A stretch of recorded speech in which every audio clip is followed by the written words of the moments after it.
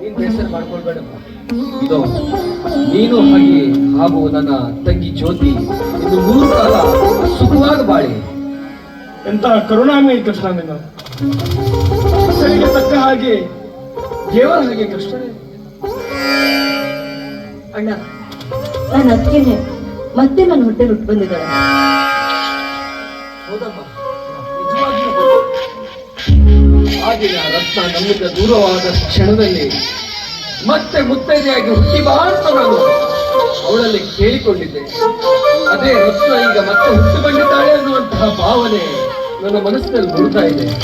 ರಾಯಣ್ಣ, ನಿನ್ನ ತಂಗಿ ಮತ್ತೆ ಬಂದಿದ್ದಾಳೆ. ಅಣ್ಣ, ಈ ನನ್ನ ಮಗಳಿಗೆ ಅತ್ತಿಗೆ ಹೆಸರೇ ಇಡೋಣ.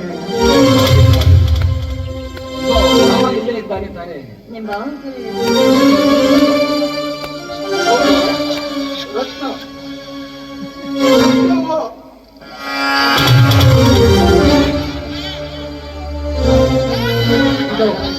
ರಾಯಣ್ಣ, ಕೊನೆಗೂ ಆ ದೇವರು ನಮ್ಮ ಎಲ್ಲರನ್ನು ಒಂದು ಮಾಡಿಬಿಟ್ಟ.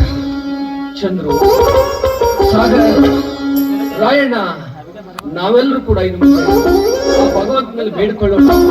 ಇನ್ನೆಂದು ನಮಗೆ ಕಷ್ಟವನ್ನು ಕೊಡಬೇಡಪ್ಪ, ನಮ್ಮೆಲ್ಲರನ್ನು ಕಾಪಾಡು ಅಂತ.